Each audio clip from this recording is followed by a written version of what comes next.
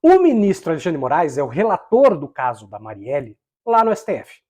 E por que? Lembrando que o caso da Marielle está no STF, porque tem autoridade federal, no caso um deputado federal, envolvido, que é um dos irmãos Brazão. Sendo assim, tendo um deputado federal envolvido, remete o caso para o STF, e o STF abarca tudo, todo o caso, toda a investigação, toda a punição, etc. Ontem o Xandão deu uma notícia, aliás, ele tomou uma decisão que pode mudar todo o rumo do caso da Marielle. Você que acompanha aqui o canal, você sabe que eu sou um eterno indignado com a questão do caso da Marielle, porque eu acho que tem muita coisa não resolvida, que por algum motivo não foi levantada. Questões que foram deixadas, talvez, embaixo do tapete, e nós não sabemos por quê.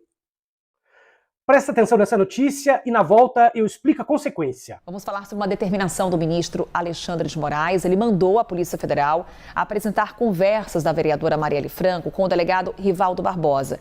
Rivaldo Barbosa, você vai lembrar, ele foi chefe da Polícia Civil do Rio de Janeiro e ele é acusado, Basília, de atrapalhar as investigações do crime. O que a gente tem, então, por base nessa determinação do ministro Alexandre de Moraes? Mas antes de continuar esse vídeo, peço para você a gentileza de se inscrever no canal, ativar o sininho de notificação para ser avisado dos vídeos todos os dias e considere a hipótese de ser membro do canal, R$ 4,99 por mês, e você me ajuda a fazer mais e melhores vídeos todo dia. Veja, a defesa do delegado ali, o Nivaldo Braga, a defesa quer mostrar que ele se dava bem com a Marielle e tal, etc, e não tinha motivo para ele, então, atrapalhar as investigações, meio que na coautoria da morte da Marielle. Claro, o fato dele se dar bem com a Marielle, porque as mensagens mostrariam que eles tinham um relacionamento bacana, o fato dele se dar bem com ela não significa que, de fato, ele seja inocente. Ele podia estar simplesmente fingindo, claro, é óbvio. Mas é um indício poderoso. Agora, por que essa decisão do ministro Xandão pode fazer uma reviravolta no caso inteiro? Porque na medida em que novas provas vão sendo colocadas ali no processo, algumas revisões inevitavelmente vão acontecendo, porque outras pessoas vão sendo instadas, vão sendo chamadas para se manifestar. E essas pessoas se manifestando, elas podem ir escavando aquelas coisas que nós sabemos que estão enterradas. A minha primeira pergunta que eu sempre falo é: quem era aquela terceira pessoa que estava no carro, que não foi identificada, que estava no carro das pessoas que apareceram metralhando o carro da Marielle e do Anderson? Quem era aquela pessoa que nunca foi revelada o nome? E por que será que ninguém nunca revelou o nome? Por que os condenados, tipo Rony Lessa, nunca revelou o nome daquela pessoa? Será que é alguém muito poderoso? A outra pergunta que eu sempre faço questão de frisar é: por que o Carluxo Bolsonaro, pegou o computador da portaria e apagou registros de entrada no prédio, lembrando que a pessoa que é tida como a efetiva assassina da Marielle entrou no condomínio Vivendas da Barra Pesada, que é o do Jair, que é onde morava também o Carlos, e ele falou na portaria, a pessoa anunciou: eu quero ir na casa X, que era a do seu Jair, eu não vou lembrar o número da casa agora. E aí o porteiro falou isso para a polícia. E, misteriosamente, como aquelas coisas que a gente não sabe por que acontecem no Brasil, o ministro da Justiça do governo Bolsonaro, que era o senhor ex-juiz federal, Sérgio Moro, apareceu correndo lá no condomínio da Barra Pesada, Vivendas da Barra Pesada, para escutar o porteiro.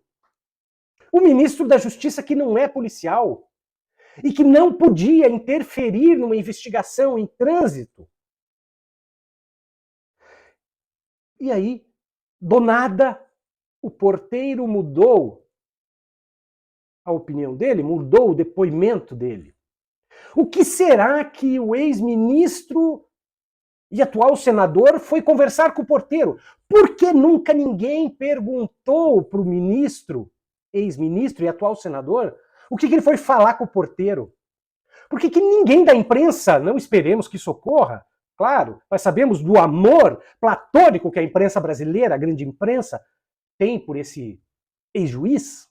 Afinal de contas, prendeu o Lula. Por que ninguém da grande imprensa nunca perguntou para ele?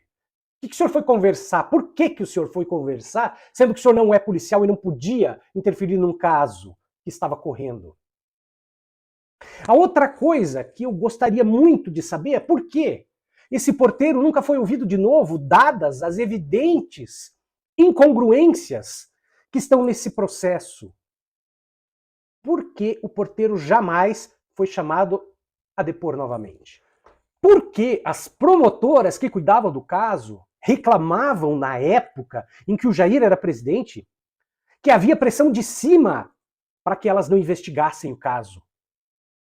O que será que elas queriam dizer com isso? A outra coisa que eu gostaria muito de saber é quem mandou trocar delegado após delegado, um após o outro, toda vez que um delegado caminhava para a solução, para uma coisa mais clara sobre o desaparecimento da Marielle? Quem mandou trocar? Será que era aquela mesma pessoa que disse, numa reunião de ministros, que não ia esperar um filho se fuder? Não vou esperar fuder um filho meu para trocar o policial federal dali? E se não puder trocar o policial federal, eu troco o ministro, troco o superintendente, troco o ministro e tal? Será que foi a mesma pessoa que interferiu ali diretamente, mexendo seus pauzinhos para mandar afastar os delegados, para fazer pressão nas promotoras que de tanta pressão tiveram que largar o caso? Considerando que essa decisão do Xandão de hoje já vai fazer o caso tomar um outro rumo. E tomando esse novo rumo, eu tenho a impressão que novas coisas vão surgir, meio que automaticamente. Porque muita coisa vai ser remoída. Veja, lembre-se, esses irmãos Brazão, disseram que eles estão sendo buchas de canhão. É claro que todo preso vai falar isso, dizer que ele não é culpado, dizer que tem alguém armando para eles, é óbvio. Agora, talvez, dadas todas as incongruências que esse caso reserva, talvez eles estejam falando a verdade. Agora, por outro lado, também me surge uma seguinte dúvida. Por que eles não dizem claramente de quem eles estão servindo como bucha de canhão? Por que eles não dizem claramente a quem a prisão deles interessa? Por que esse caso é tão nebuloso? Por que esse caso nunca caminha efetivamente para a solução? Porque talvez esse outro cara do carro seja a chave de tudo. Sabe por quê? Pela coautoria. Não interessa se ele estava ali passeando. Ele será considerado coautor.